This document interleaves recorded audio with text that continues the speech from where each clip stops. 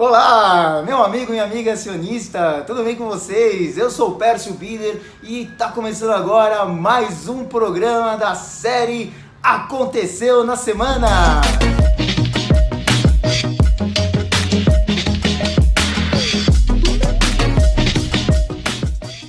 E o Aconteceu na Semana, hoje tem uma visita, na verdade eu que tô te visitando, né?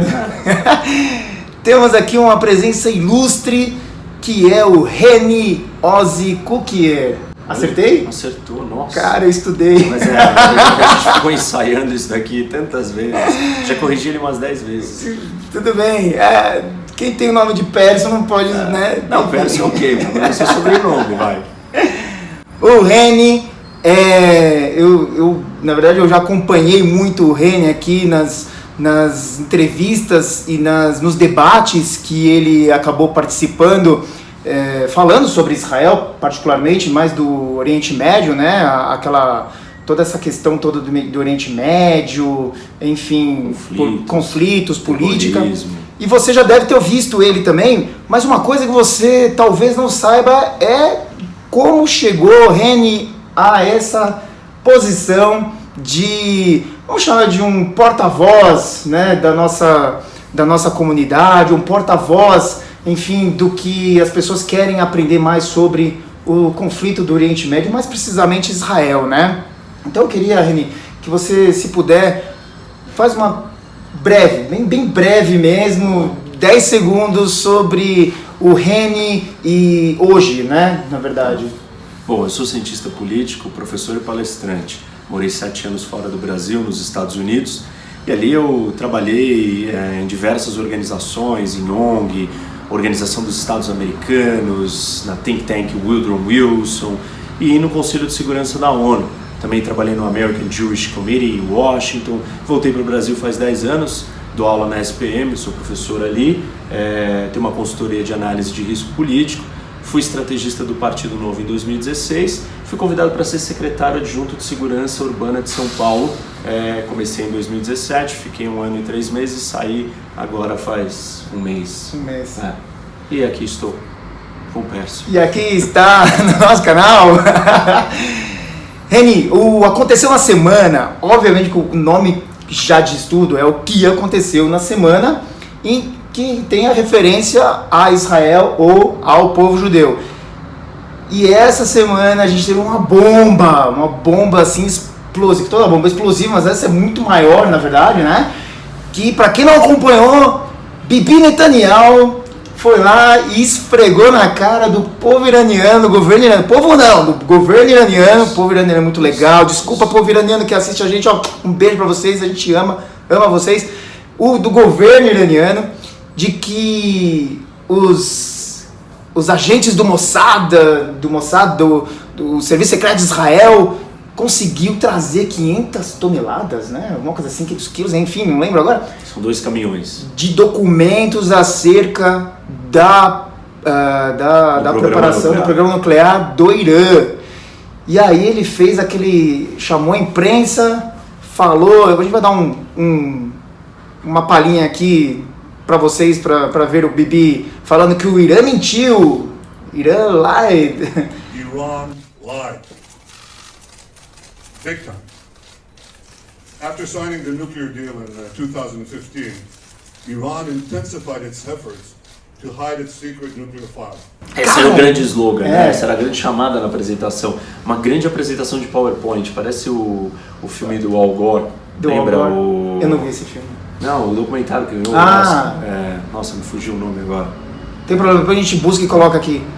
Enfim, que é uma grande apresentação de PowerPoint. O Bibi fez alguma coisa parecida para mostrar o case de algo que ele vem falando há anos. Faz muito tempo que o Bibi está batendo nessa tecla, faz muito tempo que esse é um problema para Israel e para o mundo, não é só para Israel. Isso é importante a gente ressaltar. Essa é uma preocupação no mundo todo, todas as democracias ocidentais estão preocupadas com isso.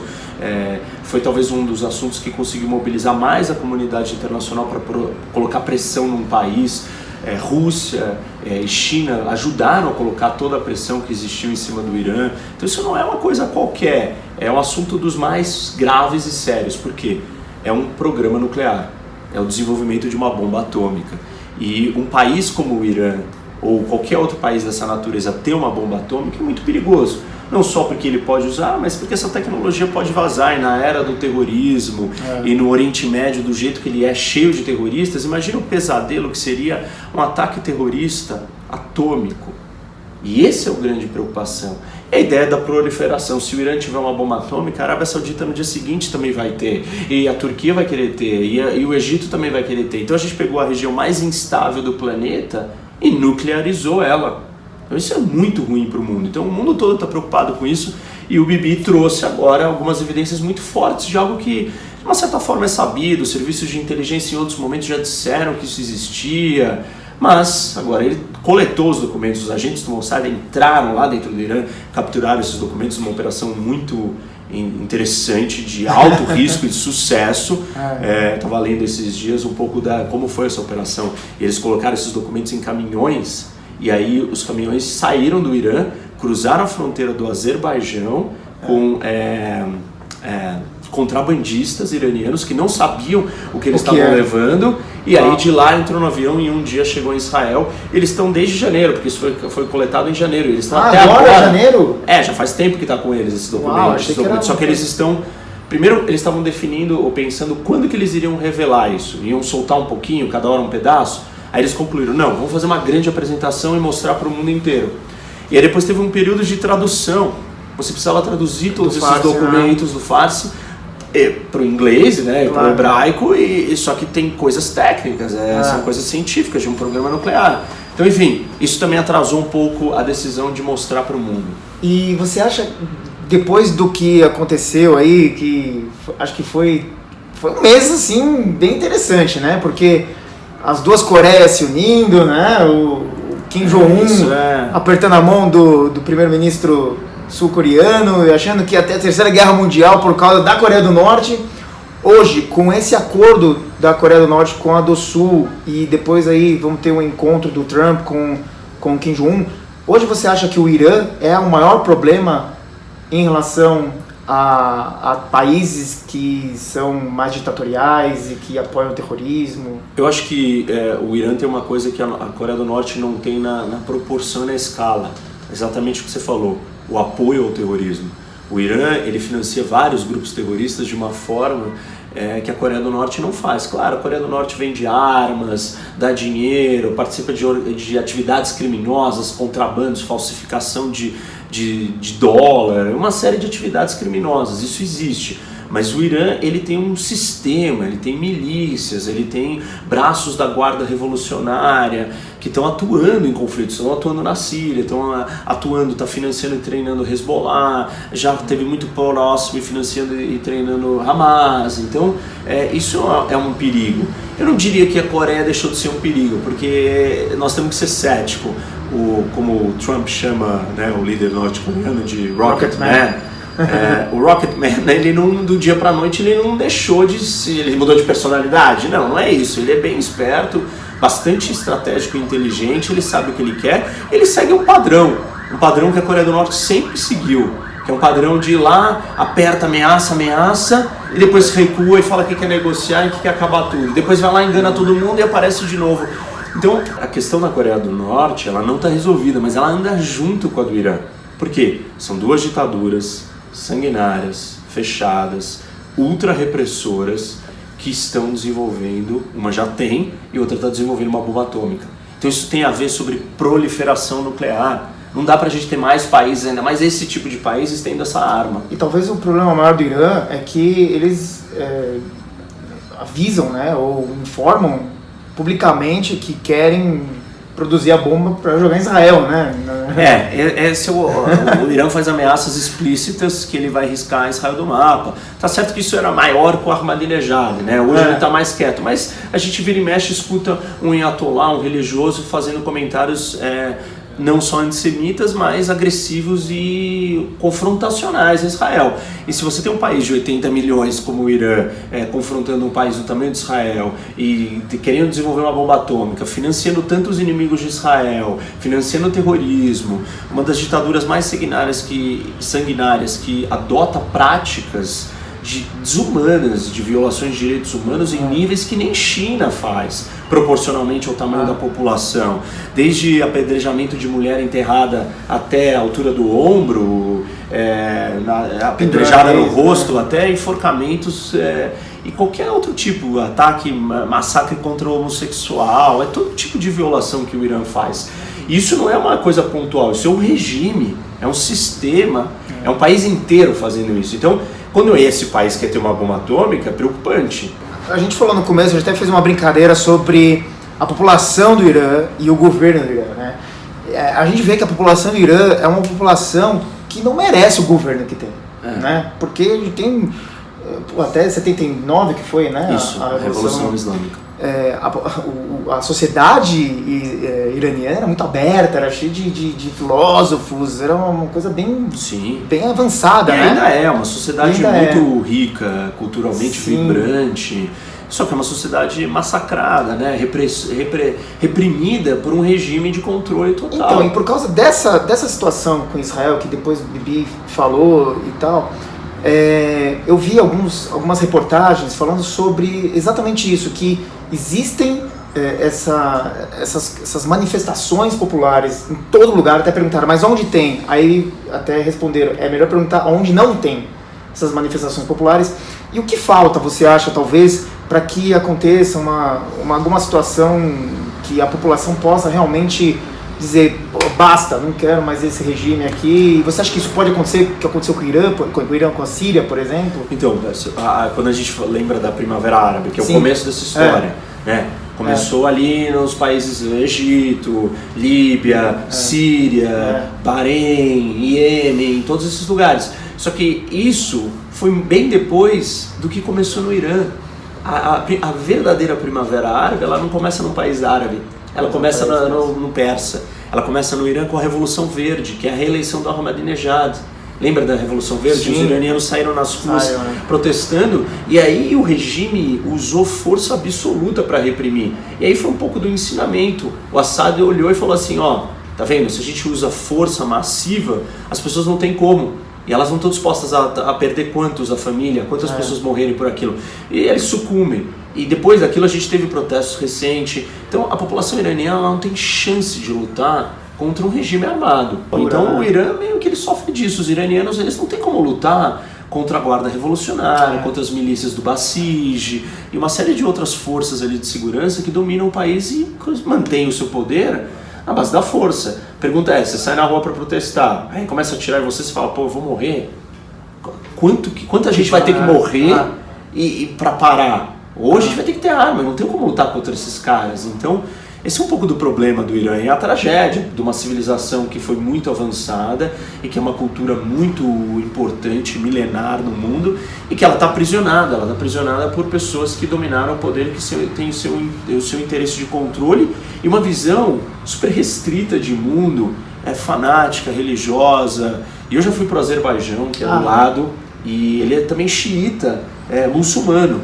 É incrível, o Azerbaijão é um lugar incrível, aberto, né? Você tem 3 sinagogas ali em Baku, você tem as pessoas convivendo em comum e elas são xiitas, e aquela ideia que a gente tem, né? Até aqui no Brasil a gente tem a expressão, pô, não seja xiita, não seja radical. Eles não são.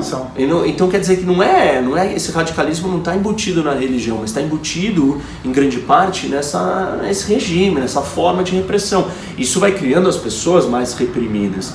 E o mais engraçado, e algumas das curiosidades dessa história toda, maluca, é que no Irã você não pode beber. Não. E quem é que vende a bebida? Quem vende? A guarda revolucionária. O próprio regime usa isso para ganhar dinheiro. Então ele não está preocupado com essa história de religião, ele está preocupado com o poder. Ele usa a religião como uma ferramenta para ele controlar e dominar essas pessoas. O maior vendedor de bebida contrabandeada no Irã é a guarda revolucionária, que supostamente é a guardiã da Revolução Islâmica, ou seja, ela é a guardiã dos ayatollahs e das ideias malucas, fanáticas, extremistas. Então ele já mostra um pouco da hipocrisia e da loucura, mas isso são ditaduras. Falando em hipocrisia, então, pra gente finalizar, teve hoje a reeleição de Mahmoud Abbas. Mahmoud Abbas, para quem não sabe, é o líder, o presidente da Autoridade Palestina que controla a Cisjordânia, aquele lugar onde futuramente, se Deus quiser, vai acontecer o Estado palestino e que tem o seu suas diferenças lá com o Hamas em Gaza, mas enfim, deixa eles lá com a diferença dele, mas ele foi reeleito, olha que coisa boa. E ele também, essa semana, olha quanta coisa boa aconteceu essa semana, ele também, não sei se chegou a ver, que falou que o Holocausto aconteceu por causa dos judeus, olha que coisa incrível, né? Então, esse argumento, esse é o clássico argumento antissemita. É você culpar a vítima pela tragédia. Isso é prático, é categórico, é estratégia de destruição do seu inimigo. E no caso do antissemitismo, isso é usado falando do Holocausto. Então ele mostrou, a gente já sabe que ele tem essas ligações e tendências. É um líder fraco, é um líder que não consegue comandar, ele é refém de todos os outros grupos, é refém do Hamas, não consegue lidar, não consegue liderar, mas ele está ali, é o que tem e parte do acordo não avança por isso. Você acha que existe alguma outra voz, por exemplo? Porque muita gente pode fazer um paralelo, que eu já ouvi também, muita gente escrevendo, mas em Israel desde 2009 Bibi está lá. Mas ele foi realmente eleito, se o parlamento... Um sistema totalmente democrático. Diferente, exatamente. Se o povo quer ele lá, ok, mas não quer dizer que o povo quer o Abbas, porque não foi feito uma eleição eu acho que dentro do território palestino, enfim, você tem uma divisão interna com o Hamas, com Gaza, então você não consegue... É difícil da gente falar o que eles querem. Que voz? O Hamas vai lá e chega no poder e matou todos os oponentes políticos, então... E quem não matou, dá pra gente comparar, não dá pra gente comparar uma coisa com a outra. Se o Bibi tá ganhando, em parte porque a oposição não foi capaz de produzir alguma outra liderança que tenha um discurso que faça sentido para as pessoas. Isso é democracia. Pra quem não sabe, Reni Ozzy Cuquieira, acertei de novo. Tô impressionado. Ele tem um canal também no YouTube, também tem uma página. Qual que é a sua página? Reni Ozzy Cuquieira, Reni H-E-N-I, Ozzy, O-Z-I, aí outra palavra, Cuquier, C-U-K-I-R. Facebook, Instagram, no YouTube, tudo você acha. E no Twitter, que é H-O-C, são as minhas iniciais, 111. Reni, depois de toda a vida dele trabalhando na parte de conflitos, de política internacional, de diplomacia, resolveu virar deputado estadual. Precisamos realmente, ele é um pré-candidato à Assembleia Legislativa do Estado de São Paulo. Realmente nós precisamos de pessoas com cara nova, toda a gente fala, porque esses estão aí, tem que tirar todo mundo, e que eu não quero mais ele, tudo corrupto, tudo ladrão, preciso de cara nova, tá aqui uma cara nova. E que está pleiteando aí uma cadeira na Assembleia Legislativa. Faz muito tempo que não temos um judeu na Assembleia Legislativa, né? Acho que a última vez foi com quem, talvez... Nós estamos representados no Federal, né? Tem o Floriano. Grande Floriano. Exatamente. E tem o Annenberg, vereador. E a gente não tem ninguém no Estado. E o Estado é uma área importante, até a gente acabou de assistir um episódio triste, né? Um erro ali, sei lá, o governador disse que foi um erro, não sabia, um membro do Hezbollah encontrando com o governador. A gente não tinha um deputado nosso ali da comunidade preocupado com o que é o Hezbollah e passar isso, porque as pessoas às vezes não entendem o que é o Hezbollah e como que ele atua, então não tinha alguém ali para falar. Então a comunidade ela precisa estar representada no nível estadual. Então eu estou 10 anos de volta para o Brasil, nesses 10 anos sempre trabalhei pela causa judaica, sempre debatendo e trazendo a perspectiva de Israel e da comunidade, né, nesses debates aí públicos, nos grandes veículos de televisão, falando do nosso ponto de vista e com propriedade, com argumentação, e não simplesmente, não é defesa vazia, mas é defesa da história, mostrar dados concretos de como que isso tem que ser analisado. E aí eu entendi que agora é uma oportunidade, eu tenho esse espírito público de servir, esse ideal, acredito nessa ideia de missão, né, de a gente contribuir, e isso sempre esteve muito perto de tudo que eu fiz na minha vida, e acho que agora é um momento de mudança no Brasil, de renovação, de transformação, e eu decidi encarar esse desafio, vi maneiras para fazer isso. Eu sou pré-candidato a deputado estadual pelo Partido Novo, que é um partido recém-criado, não foi criado por políticos, profissionais liberais, executivos, empresários, todo tipo de gente se juntou e falou, nós temos que mudar a política, porque só assim que a gente vai mudar as leis e vai mudar o país. Então foi aí que eu vi uma oportunidade. É muito interessante isso, porque muita gente fala sobre o chefe do Poder Executivo, que é o prefeito, o governador e o presidente. Mas esquecem, não pode esquecer, gente, que o legislativo é tão importante quanto. É ali que vão ser formadas as leis e o presidente, o prefeito, o governador não governam sozinho. Não é só no governo sozinho, ele não faz nada que a lei não deixa. Exato. Então quem define a lei é o legislativo. E eu acho que o Brasil se tocou disso, Pércio. E é importante você ter trazido esse ponto, porque a gente viu no impeachment da Dilma, assistimos pela primeira vez o Congresso. E aí todo mundo ficou chocado e falou, nossa, mas o que é isso? Né? E aí a pergunta que veio depois é, mas quem colocou essas pessoas ali? E a resposta é óbvia. A gente colocou eles ali. Então, eu acho que esse é um ano que o brasileiro, além de se preocupar com o executivo, que é onde todo mundo presta atenção, está na hora da gente se preocupar com o legislativo. Todos os níveis do legislativo, então eu acho que é um momento de oportunidade, de transformação. Eu trago uma bandeira bastante sólida, ligada com anos de estudo e trabalho na área, que é a segurança pública, que é um dos grandes problemas do Brasil. O Brasil é um dos países mais violentos do mundo e a segurança é responsabilidade do nível estadual, mais do que o federal e do que o municipal. Então é um lugar que eu acho que eu vou ter bastante a contribuir. Eu tive a experiência na Secretaria de Segurança aqui do município, fizemos coisas muito legais. Tem coisas que a gente sabe que são difíceis e travadas, e tem outras que dá para fazer, tem espaço. A gente fez algumas muito interessantes, como City Cameras, o maior projeto de vigilância eletrônica de São Paulo e do Brasil. São Paulo, o que se faz aqui é tudo gigantesco, né? Eu acho que essas coisas têm que ser levadas para o Estado e tantas outras coisas. O Estado de São Paulo não pode ter a violência que ele tem, nós temos que trabalhar para resolver isso, tem que ter vozes que proponham coisas. A gente está muito limitado, a segurança é um assunto muito sério. Você não sai de casa para ir na escola se você não tem segurança, você não abre seu negócio, sua loja, se você não tem segurança. Então, o que adianta você ganhar dinheiro, comprar um carro, e se vão roubar o seu carro, vão tirar o seu celular? Né? Então, assim, a segurança, às vezes a gente não presta atenção, mas ela é o mais básico, fundamental de tudo. Na pirâmide de Maslow, né? Isso, exatamente, está em um outro exemplo. Exato. E até os pensadores que falaram no Estado, o Weber, a definição do Weber de Estado, né? Você estudou isso, é a entidade que detém o monopólio do uso da força. Ou seja, só pode uma pessoa usar a força nesse território, que é o Estado. E por que ele vai usar a força? Porque tem leis que disseram, olha, você está uniformizado, você não pode usar a força matando as pessoas, você tem que cumprir as leis. Então, acho que eu trago uma experiência prática e um conhecimento e essa renovação. Eu acho que a gente não vai mudar o Brasil, mas eu acredito que vamos mudar São Paulo e esse é o ano. Não, eu conheço. A gente começa assim. Muito legal. Reni é judeu, é israelense? Não sou israelense, sou judeu. Judeu já fui brasileiro. para Israel muitas vezes, aliás, aí tô indo agora, fui convidado para o Stanford University para ir lá estudar o conflito. Eu já fui convidado pela Tel Aviv University para estudar o conflito com outros professores. Eles convidaram 30 professores do mundo todo e a gente foi lá e ficou 20 dias estudando o conflito. E agora eu vou por Stanford e é um programa muito legal. Parabéns. Reni, muita gente pode pensar que ele é israelense, por que ele não? Reni é brasileiro, judeu, Sim. Corintiano também não? Corintiano! Ferrou, isso eu tenho que tirar. Depois, né? Não gostam de mim. Não voto corintiano, mas não tem problema. Podia ser flamenguista também.